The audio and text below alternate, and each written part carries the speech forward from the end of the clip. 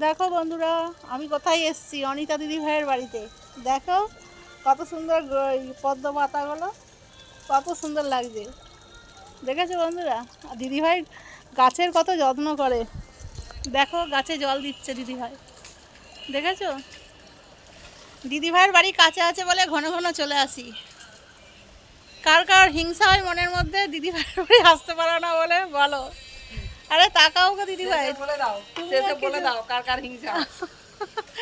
হ্যাঁ বলে ভালো কার কার হিংসা হয়। আমি দিদি ভাইয়ের বাড়ি কাছে বলে তাই। এই দেখো কত জবার কুড়ি এসছে বন্ধুরা। দেখো বন্ধুরা কত সুন্দর কুড়িগুলো এসছে, কত ফুল ফোটে, জবা ফুল। এই দেখো, মানে রেগুলার দিদি ভাইকে আর কিনতে হয় না, পুজো করার ফুল কিনতে হয় না। হ্যাঁ দেখো, এইটা হচ্ছে বিস্কুট কালারের জবা, কত সুন্দর, কত রকম জবা আছে দেখেছো বন্ধুরা।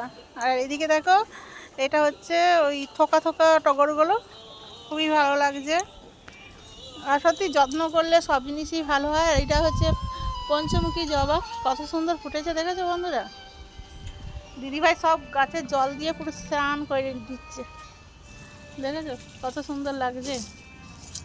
আর হ্যাঁ, ওটা কি পঞ্চমুখী জবা না, থোবা জবা। আর এইদিকে দেখো, এই যে হলুদ ফুলগুলো কত সুন্দর ফুটেছে, চন্দ্রপ্রভা না, এটা মা লক্ষ্মীর প্রিয় জানো দিদি ভাই, ফুলটা মা লক্ষ্মীর প্রিয়।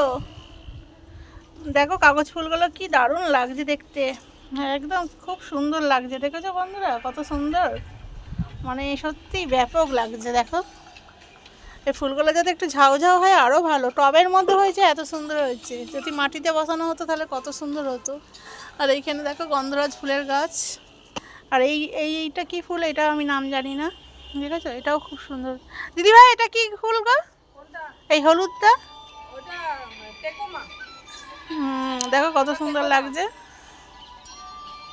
সত্যিই খুব ভালো লাগছে। যে ফুল না ভালোবাসে সে কিছুই ভালোবাসতে পারবে না। আমার তো ভীষণই ভালো লাগছে, তোমাদের কেমন লাগছে একটু কমেন্টে জানিও কিন্তু বন্ধুরা। দেখো বন্ধুরা, আমার ভিডিও কেমন লাগলো একটু বলো।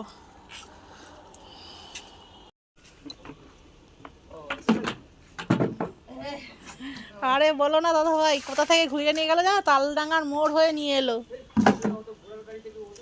আরে এইদিক দিয়ে আসতে দিচ্ছে না তো, না ওই জন্যই তো প্রবলেমটা। দেখো একটা গাছে দুটো, একটা থোকো একটা সিঙ্গেল। এত যত্ন করলে মরা গাছে ফুল হবে। এত যত্ন করলে মোড়া গাছে ফুল হবে। আমি কতক্ষণ স্টেশনে দাঁড়িয়ে আছি, 1.25 ঘন্টা স্টেশনে উপর ব্রিজে দাঁড়িয়ে আছি, তারপরে যাও বা দাঁড়ালাম, আবার